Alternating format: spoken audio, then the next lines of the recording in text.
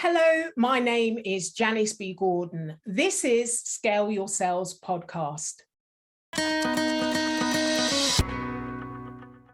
Welcome to the Scale Your Sales podcast, listed number 9 of 42 best podcasts for every sales professional in 2021.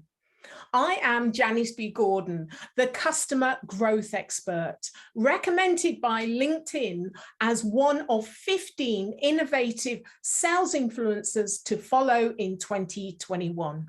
In this episode of Scale Your Sales podcast, my guest has 15 years of experience in sales, from building teams, SDR teams, closing complex enterprise deals, growing companies internationally from French to dominating the UK to US. But what I found really interesting about my guest was his real insight into sales psychology. He said, having worked at Mind Gym, he really understands and has always been very curious about the people he works with and is very much people focused. We had a really interesting conversation that is so insightful that you're going to love what we discussed today. My next guest is an expert in enterprise sales with over a decade experience under his belt, advising sales teams of names like Pepsi and Mondelez as a consultant. He then moved on to building revenue teams at Series A and pre-IPO companies. Building Flowler from his own pain points in selling, he aims to reduce friction between buyers and sellers and shed light into complex buying process. Please welcome to Scale Your Sales podcast, Alper Yuda. Thank you very much for having me, Janice. Nice to be here. It's great to have you. Now, we met at Timber Talks and you did a brilliant presentation, and I ran up to you, and I don't often run. I ran up to you and I said how much I really enjoyed it. There was certainly a lot of alignment in what you were saying about the buyer experience. So we're going to delve into that here. But first, I went onto your LinkedIn profile, and guys, this is brilliant. His bio talks about the background, and I literally read every single word. Often you skim, but I loved it. It really drew me in. So I really want to pick up on that. Now, 5 languages, while you're at university, working for a Ritz-Carlton sales team. Well, that was a great experience, wasn't it? Yes, absolutely. I can't say it was my very first sales experience, but it was a great experience. It was the first. This was, oh my God, back in the day, 15 years ago. It was probably the only time I was doing a lot of cold calls, actually, in my whole entire career. But I started sales helping my father's construction business, helping him to pitch his business and create his brochures and stuff. But yeah, my very first professional experience calling doctors in France to come and stay in Ritz-Carlton, which was an experience, definitely. Yeah. So from working with your father, did you think, I don't want to be on-site construction, but actually this is something I really enjoy? Was that the kind of first time, it may not have been formal sales, when you thought, actually, this is the area I want to go into? Yeah, absolutely. I think it was embedded in me. I would be considered an extrovert, probably. I'm good with words. I'm very curious about people. Like, I like getting to know people, understand their days. These days, because I speak all day, every day, I'm less keen on speaking about myself, but listening to what people are doing, their problems. So I also like psychology. I think there's that aspect of sales, which I enjoy. But with my dad, it was how he was building a case, and he had no professional sales background or whatever, but he was trying to present his best self and how he's capable to help others through the equipment he builds, through the projects he's done with others. And it resonated a lot with me, helping others figure out their stuff through a means. And that's what sales is for me, really. So you've, in your sales life, have recruited a lot and trained a lot of people and identified, getting under the skin of really what their skill sets and how you can bring it out as a sales leader. So is that a core element, that kind of level of curiosity and understanding people and really wanting to get to know people? Is that something that you look for? Absolutely, I look for it. I think curiosity, both intellectual, but also at an empathic level. So probably one of the most cringe experiences of both being in the seller and the buyer side is when there's someone talking at you, not with you or to you, not listening. That's an absolute no-go for me, because it just makes me kind of cringe. It makes me feel really bad. This person is not really interested in me or my problems, but they're just trying to pitch their own thing. So I think curiosity comes with a lot of other qualities, like being resourceful, being analytical, and asking questions, asking the right questions, but with a good intent, which is I'm trying to figure out what your real problem is here, so I can figure out if what I have is good for you or not, and in what way. So curiosity is it's a very good indicator of other skills, I think. Yeah. So then, with Mind Gym, General Assembly, Whitco, your skills got bigger and bigger in terms of landing those real breakthrough deals and helping like Whitco break out of the French market and into the UK and US. So, your experience of complex deals, how does that work now you're in a startup organization? How do you, take that experience of, more big company from a founder's point of view? Mm-hmm. That's a great question. I mean, I took a sabbatical 2 years ago, and I decided after 10 years in sales, and before that I had a career in consulting where I was advising sales organizations of like Pepsi, Mondelez, Unilever, those kind of things. I said to myself, I enjoy being an employee too much. I'm always going to be an employee and never be an entrepreneur. And as I said that, I found myself in a Series A startup where I was kind of the extension of the founder, almost being a founder, staying awake all night, every night, thinking about, okay, what are we going to do? First man on the ground, building awareness and all that. And I said, I might as well do it for myself. And we had the idea of Flola from our own pain points in sales for a long time with my two co-founders who I know for 15 years. Stars aligned, so I decided to take the jump. I think so far so good. And when the co-founders are there, the market is really ripe for something like what we're building, and you're building something to solve your own pain points, so you know it quite well. Probably nobody knows it better than you, what you're trying to build. When those things are aligned, I think it was a no-brainer that I should take the jump and leave my safety zone and become an entrepreneur. And it's interesting, again, I read, you say you're having the time of your life, like, let's connect and join the sales party. Let's have some fun and chat sales. It really seems that, all of this has come together from you, that you're enjoying it after taking your 2-year sabbatical. Yeah, absolutely. It was actually a 4-month sabbatical. I wish I had it, but it was 2 years ago. And afterwards, yeah, I mean, it's so funny, like how life takes you in different directions. You think you have it all figured out, like these are my 3 priorities. And that was also a time where I started therapy, which I definitely recommend everybody to go through. And then you discover yourself, you do your soul searching, you decide on something, but then life happens and you're like, and after I decided to become an entrepreneur, all my friends, everybody who knows me, they were like, this is what you wanted all your life. I'm so happy for you. And I'm like, really? You guys probably know me better than I do. So there's a few things I want to pick up on. And I was being interviewed for another podcast, Big Rick's podcast, and we were talking about therapy and talking about the real macho environment in sales, and the words people on the podcast have heard me talk about the toxic nature of the words that we use in sales. crushing. I remember a sales guru emailed me about being on the podcast and said, I hope you're crushing deals. No, killing it. I hope you're killing it. And I emailed back saying, I'm not killing anything, you know? And so, you know, this is the environment you've been brought up in, but you don't seem that kind of personality. So I suppose the question is, you know, why not? Why you're not that kind of personality? And you know, what do you feel to that type of language and words, but still love the sales environment? Oh, wow, that's a great question.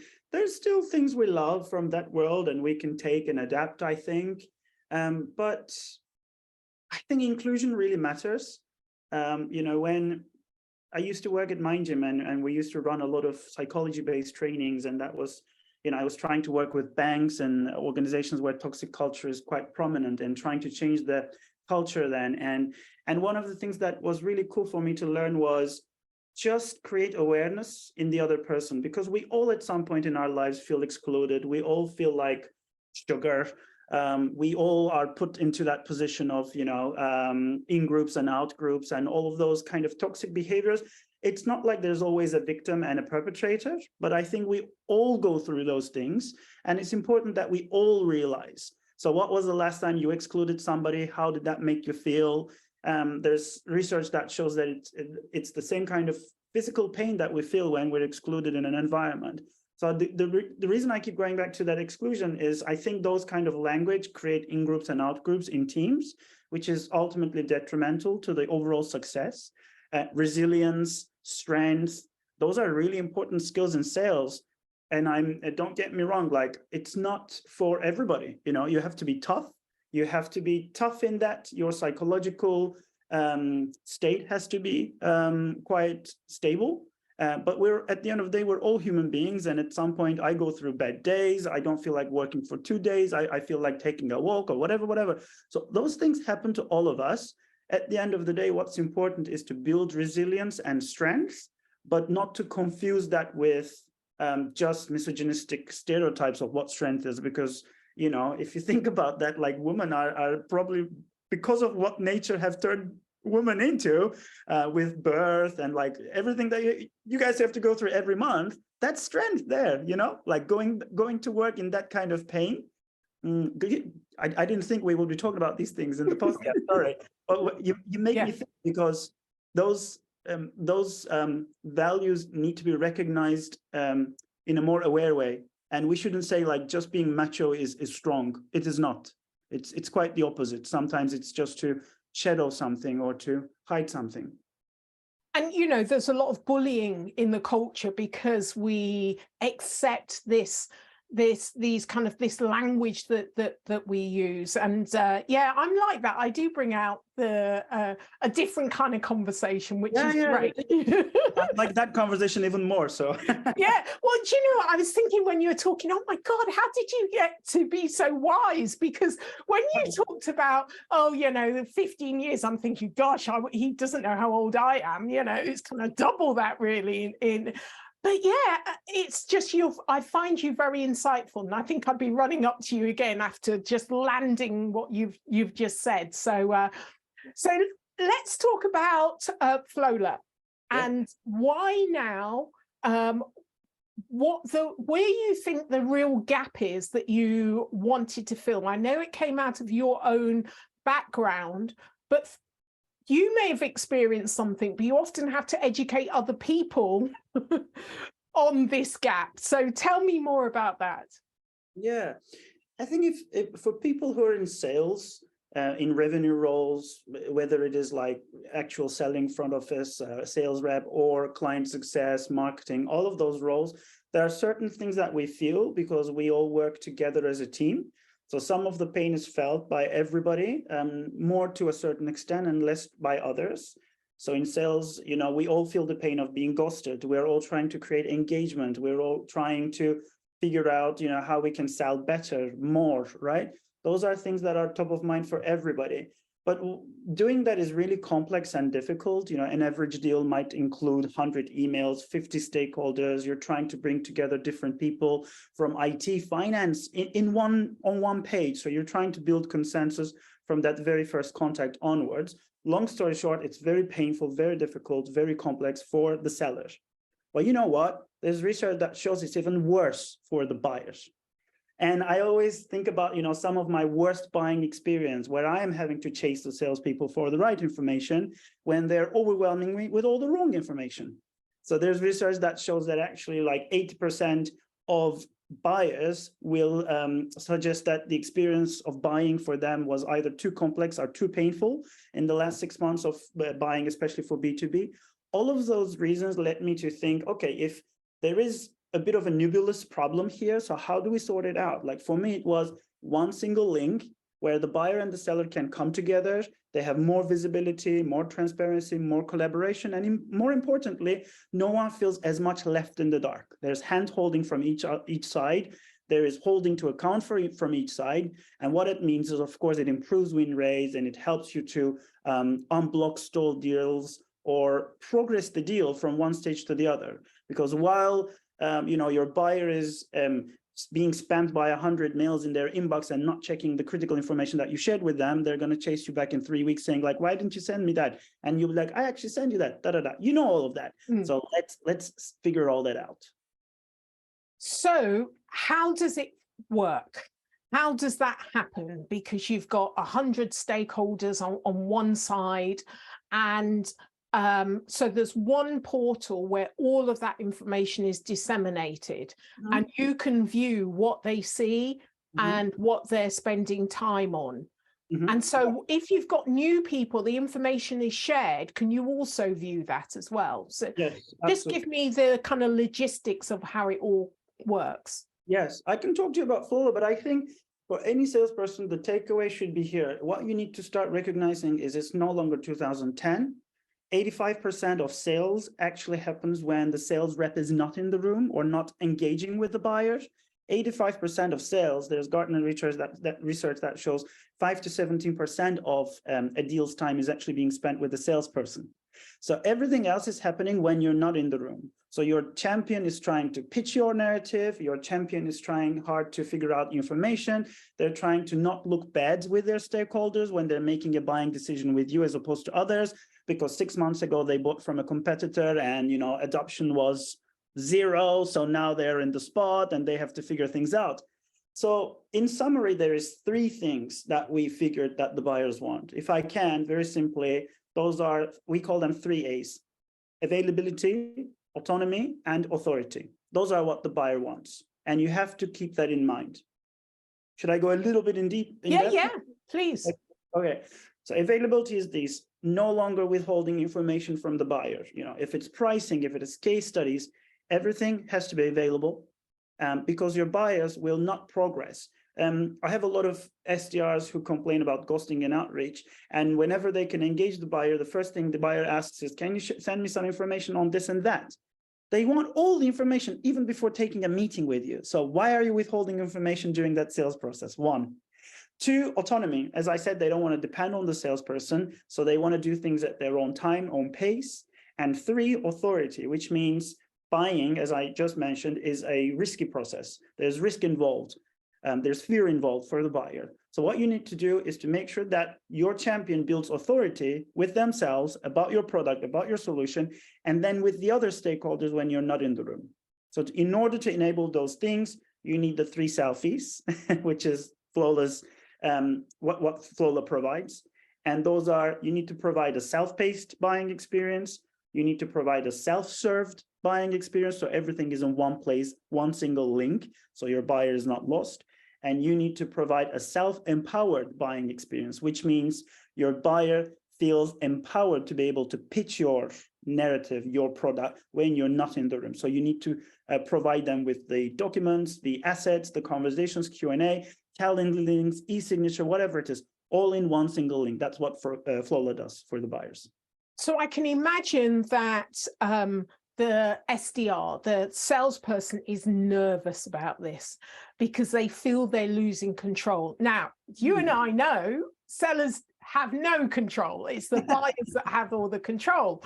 So, but it's really hard for salespeople that have been in the industry for a number of years, and even sales leaders, as they're down to all the KPIs and measuring and numbers and, tracking activity. Yeah. So how do you sell this into a traditional sales organization where they feel actually you're giving away all of their levers that they feel that they have in order to control their deal? I would ask them, what's the alternative? What's happening? Like, what's their reality? Because I think if you're not a monopoly in this market, I mean, all I see is everything is very available. Technology is easy to build, especially like, of course, there might be industries where those secrets and like withholding things can be beneficial for both parties. I wouldn't say that it's withholding. Probably the better way of saying that is giving a visualizing buying process for the buyers. Let them see at what stage who needs to do what. Because after a lot of calls, we are both lost in both parties saying like, okay, whose court is the ball in now? What am I supposed to do? The salesperson will go, oh, it was an excellent call, they'll buy in 2 months, whereas the buyer is thinking, oh, probably he'll share something with me, whereas he already did, right? Or the salesperson is asking for the next demo, etc. So my question would be, how is the process for you now? Because there's a lot of noise. Every market is very competitive.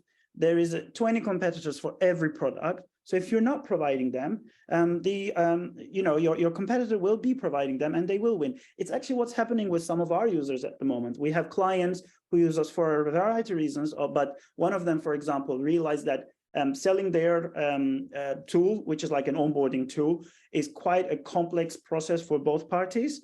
And if they could improve the way that they sell, therefore the buyer buys in a better way, they could actually have a leading edge. And that's what's happening. Now, their buyers are feeling empowered and they're buying more of their product because they don't have to go to the competitor who's providing those things flexibly, availably, or transparently. So that's the world that we live in now. The seller no longer has that kind of monopoly over the process. Right. So at the top of that is really understanding your buyer and helping companies to really nail their customer profiles and the personas. So is that something that you help the organization with, or is that something they need to do first? How do you highlight this is such a critical aspect of the business?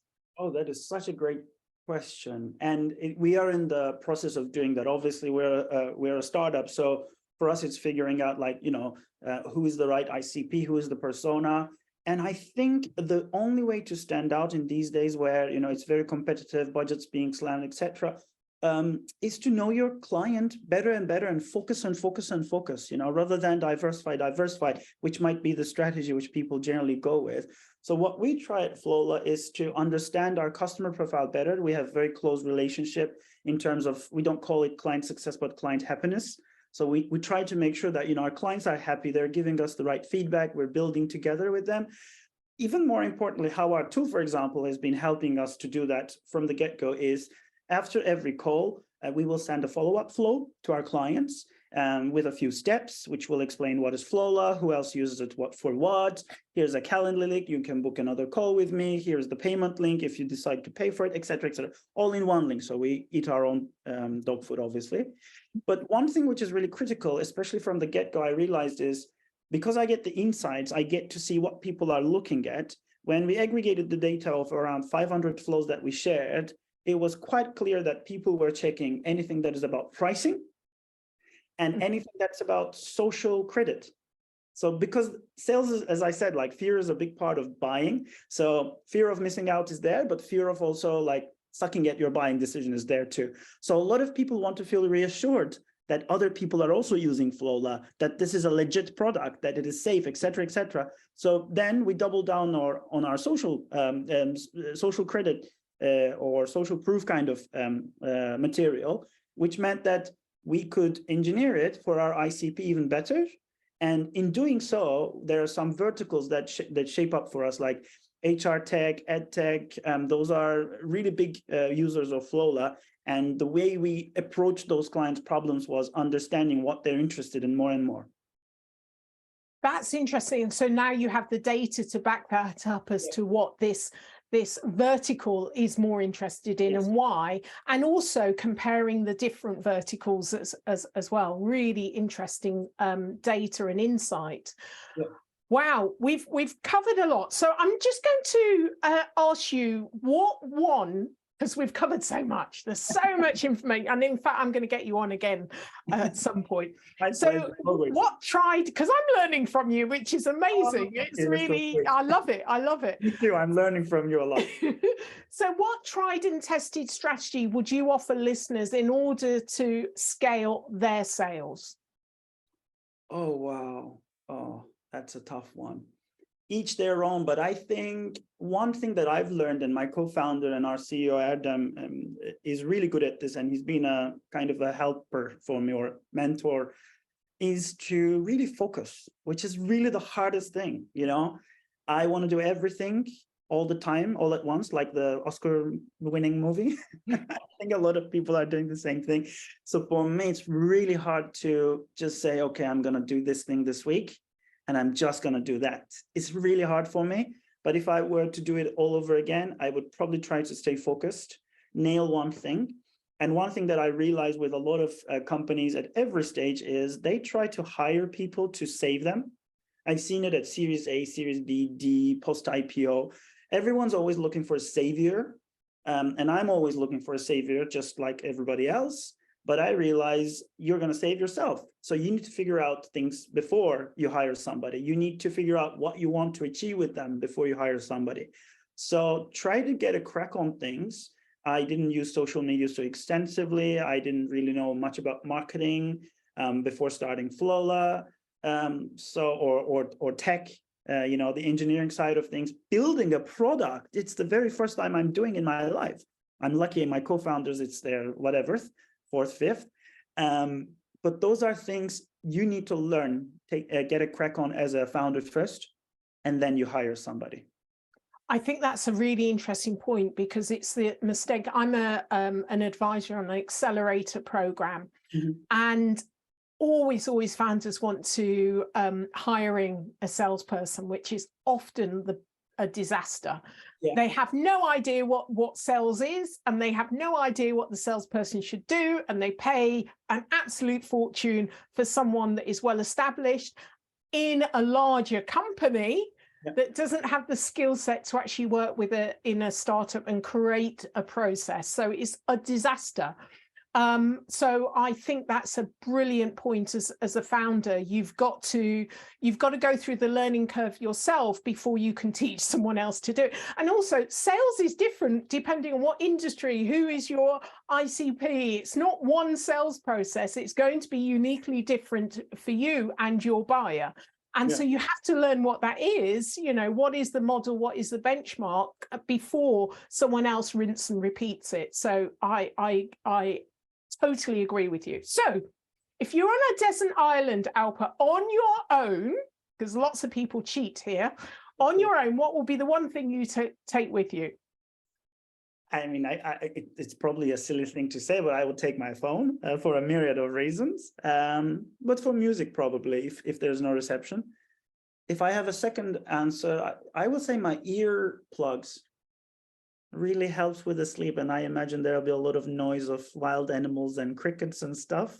So I want to have my good sleep in the desert island. I'm going to have my, those plastic silicon things so I can sleep. Yeah. That's right. Okay. So sleep. You're going to sleep through your desert island. Yes, exactly. Until I'm saved. You're so chilled, honestly. I'm going to sleep through it until I'm saved. Fantastic. Yeah. Probably I will have to save myself there too, you know. Well, yes, exactly. But I'm still hoping for a savior. What did you say about eating your own dog food? Exactly. I did. So how can listeners get hold of you, Alper? Of course, the best way is probably I'm on LinkedIn all day, every day, just like every other people in sales and revenue roles. So my LinkedIn profile is Alper Hjorder. you can get a hold of me. I'm on Instagram. I also have a microblog called Aegean Stories, like the Aegean Sea, where I blog from Greece and the Mediterranean. We're a remote first company, so we try to, travel and be in warm places other than London, which is home. So you can follow me there too for some travel advice. Excellent. I'll put all of that in the show notes. So thank you so much. Remember, this is the first of many. Thank you so much for being a guest on Scale Your Sales podcast, Alper. It's been an absolute pleasure. My pleasure. The pleasure is all mine. It's been a great, fun chat. You make it so easy for your guests. So thanks for that. Thank you. Thank you for listening to this week's episode of Scale Your Sales podcast. If you like this discussion, feel free to listen to other episodes or watch the captioned show on YouTube and subscribe to future episodes. I would really appreciate it if you would leave a positive review on iTunes. Thank you.